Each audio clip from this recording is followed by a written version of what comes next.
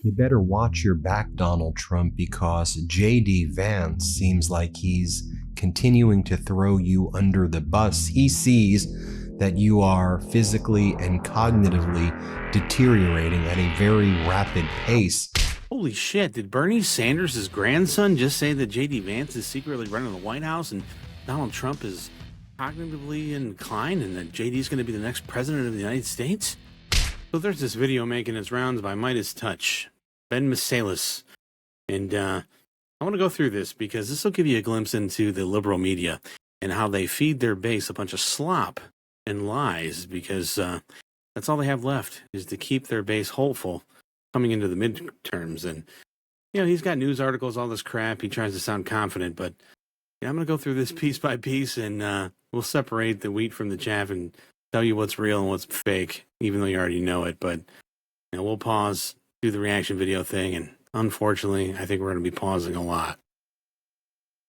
You better watch your back, Donald Trump, because J.D. Vance seems like he's continuing to throw you under the bus. He sees that you are physically and cognitively deteriorating at a very rapid pace. And J.D. Vance keeps on leaking to the media that he's the real decision maker in the White House, that He can tell. I mean, look at these glasses. I mean, he has an eye for these things. And J.D. Vance is leaking, and he knows all about it. he was the reason why the war in Iran now has a ceasefire. He was the reason that there was a voice of dissent in the White House telling you, Donald, not to invade Iran. But you made the decision with Hegseth and Netanyahu and others, while Vance said he was the one who was saying, Donald, don't do it. J.D. Vance keeps on leaking. So look, like we're 40 some seconds into the video, and this dude right away is saying that JD Vance is leaking to the media, right? Not reportedly, not I have sources, right? But as like an established fact. Like he would know, right? Like the vice president of the United States could leak a bunch of information that wouldn't be, caught by Secret Service or any other people that are with the vice president constantly. Anyways, sure, we'll talk about this again. To the New York Times, my opinion, and to other outlets to cast my opinion, himself as someone who is ready to take over the White House at a moment's notice as Donald Trump's health is rapidly declining. And he's throwing Donald Trump under the bus in so many ways. Really? Like, as the vice president of the United States, a 40-some-year-old man, wouldn't you think that J.D. Vance's number one priority outside of, supporting the president and the agenda would be being ready just in case? God forbid something would happen.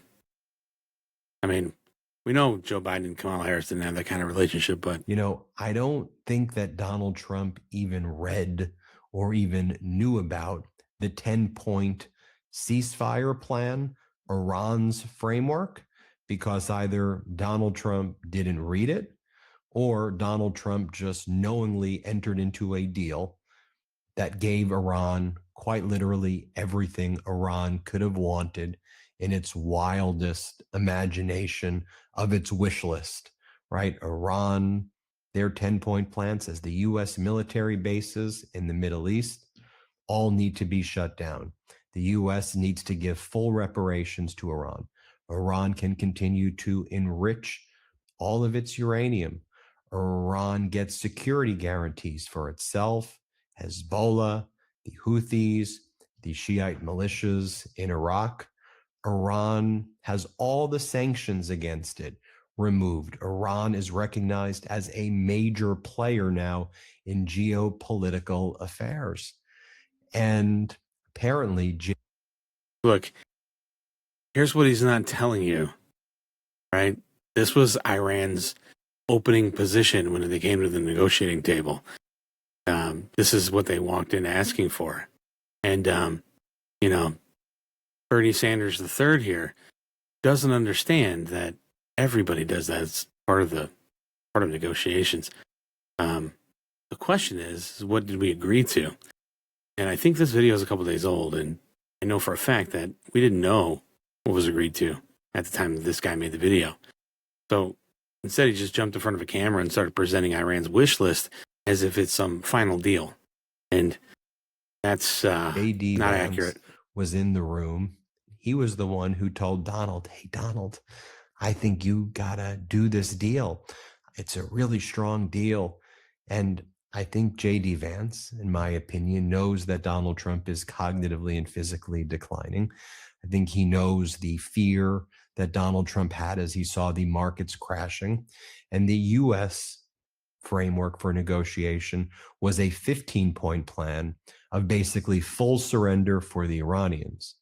The Iran plan, their negotiation strategy was a full surrender for the United States.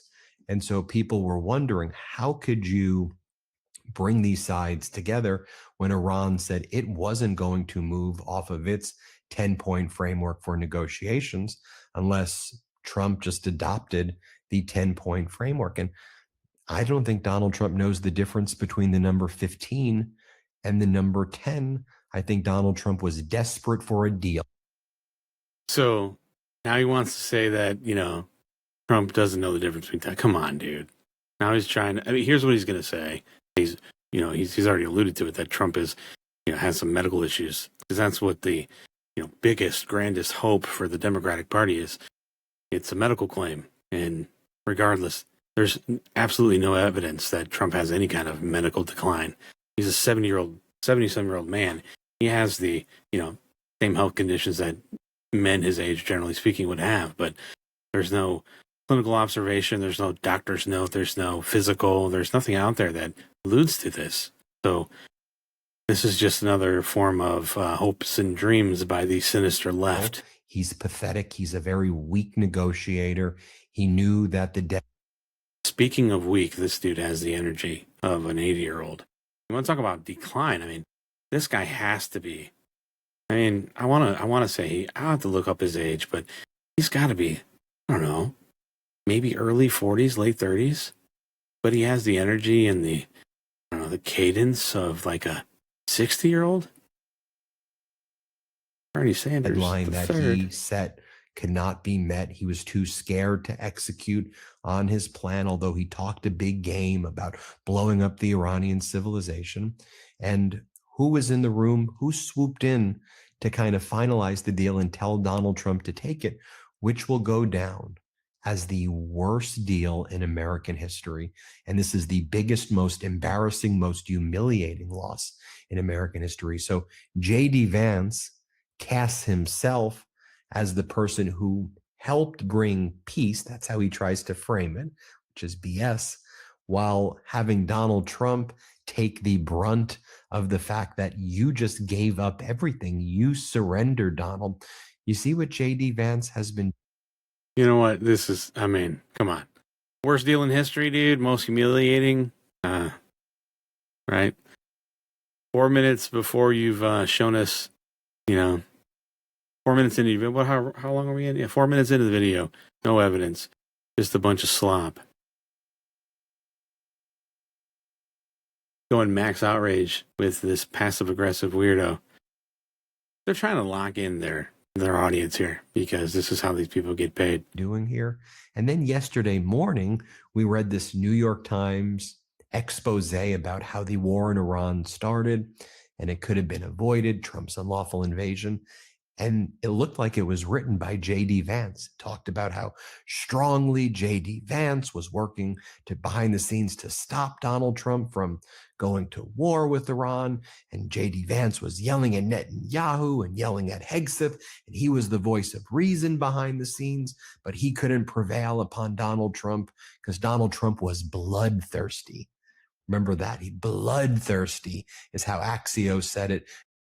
Oh, yeah, he's this weak and frail man, but he displays behavior traits of being bloodthirsty simultaneously. New York Times didn't use that exact language, but they described, a frenzied and frantic Donald Trump, working with Netanyahu and Hegseth and others, but Vance was the voice of reason. JD Vance was also. So this New York Times hit piece right? This is just this BS article that's out there with anonymous sources that are trying to portray JD Vance in, I mean, a light that's favorable, but also in direct conflict with the president. And the left is running with this because they want to make the conclusion that Vance planned it, right?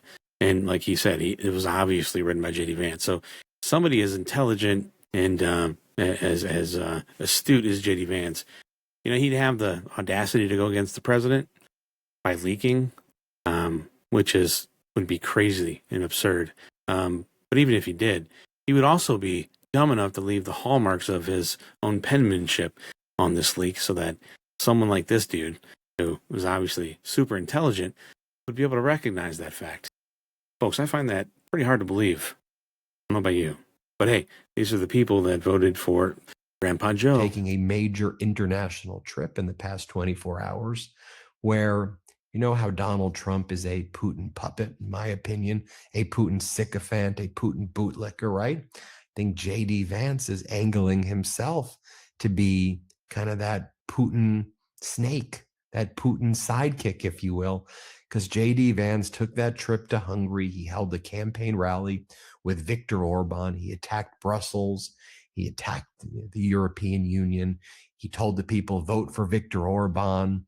He gave a lot of Kremlin talking points, right? JD Vance, in my opinion, if you look at what he was saying in Hungary, he was just spewing Putin talking point after Putin talking point after Putin talking point.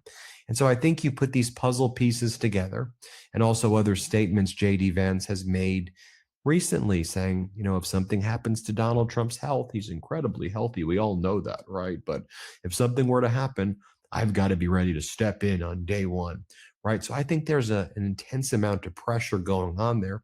And I think Donald Trump knows what's happening, and he's getting deeply paranoid. And I think when Donald Trump was saying recently in one of those speeches, I love surrounding myself with losers and stupid people, that was his way of attacking JD Vance, who he now sees as a threat in trying to basically undermine him in every way, as people are seriously talking about the 25th Amendment. Now, people aren't throwing around the 25th Amendment in hyperbolic terms, right? It's not like they're saying, oh, the 25th Amendment. No. I mean, very serious lawmakers, dozens of lawmakers are saying 25th Amendment, you got to remove Donald Trump. He's physically and mentally unfit for this. Very serious lawmakers. Position. Marjorie Taylor Greene, who knew Donald Trump better than anyone, says he's physically and mentally unwell. He needs to be removed. People like Alex Jones, lots of kind of right-wing former MAGA people who know him well, say that this guy is physically, mentally, he can't do it anymore. He's all over the place. I mean, the fact that Donald... You know, this is classic liberal, right? His medical experts are credible witnesses that are at odds with Trump and the Republican Party right now, right? Marjorie Taylor Greene and Alex Jones. I mean, dude, this is a guy that he makes his whole life and spends all his time, and he's done for years in the past. I believe, I'm pretty confident in this, that he's called Marjorie Taylor Greene this extremist and Alex Jones this conspiracy theorist. But the moment those people say something that goes along with their little narrative and is useful to them, now they're insiders. They're credible people who knew Donald Trump better than anybody. Dude, you can't spend years torching people's credibility, then try to cash on in when, it suits you. Just not how it works. Folks, again, there's no doctor there. There's no clinical assessment. There's no verified medical observation anywhere that says Trump has this crazy problem. This 25th Amendment stuff is just, again, it's wishful thinking. It's hopium for these guys. Posting all of last night Iran's victory statement. Trump was posting on his social media Iran's foreign minister Aragchi declaring victory and talking about how, there was this 15-point plan, but Donald Trump agreed to Iran's 10-point plan. And Trump reposted that like that was a victory. And, whether Donald Trump actually understands, the 10 terms were complete surrender for the U.S. And again, I think we all know Trump was panicking and he was going to try to do some sort of kind of fake deal or give up or taco as it's called. But I think JD Vance put the dagger in also because all the reporting is JD Vance. Taco. So a few things here. The Democrats call Donald Trump taco because they say it means Trump always chickens out. But the reality of it is that, you know, they like the Taco Tuesdays, and Tuesdays become a earmarked day of remembrance when they get to say taco and Trump and call what it feels like to have Trump in their mouth. That's what I think. But regardless, right? Trump reposts this Iranian foreign minister's little stuff about him declaring victory. I mean, that did happen, and whatever. But this dude saying that Trump did it because Trump's impaired, I mean, it dumbs it down. I mean, again, no medical diagnosis, just hyperbole. Trump wanted to declare a win. I mean, I don't think he read the sources carefully. That's not dementia. It's just confirmation bias. I mean, who hasn't done that in their lives? I mean, this guy's doing it. They did the entire election cycle when they thought that Kamala Harris was going to be the next president. Working with the Chinese, the diplomats from China, as well as Russians. They were the ones really kind of working with Pakistan to formulate this. And then they put it on Donald as though Donald embraced it. And my theory is, I think this ceasefire is going to fall apart very soon. I don't think it holds. When you actually dig into it, I mean, Iran says it controls the Strait of Hormuz. Should have mentioned that earlier. And it will charge $2 million per ship that goes through the Strait of Hormuz. And it will maybe allow 10 ships a day, where in the past it was 150 ships a day. And the Iranian army will be the ones who take these ships through the Strait of Hormuz. And so, you know, I think with dynamics like that, once the details are kind of more known, which they should be known, I think this falls apart quickly. And when it falls apart quickly, also, who's it going to fall apart on?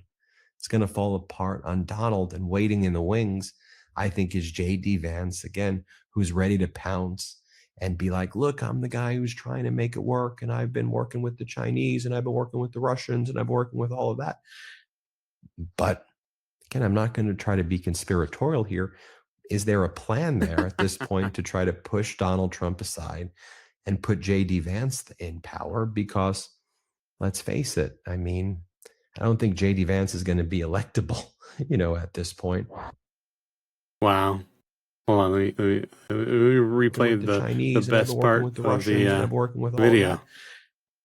But again, I'm not going to try to be conspiratorial here. So you spend 9 minutes, 9 minutes and like 20 some seconds building this entire conspiracy theory that JD Vance is colluding with the New York Times and Russia and China. And there's this shadow White House operation, and that Donald Trump is physically and mentally in decline, and we're silently losing the war to Iran. But you're not going to be conspiratorial.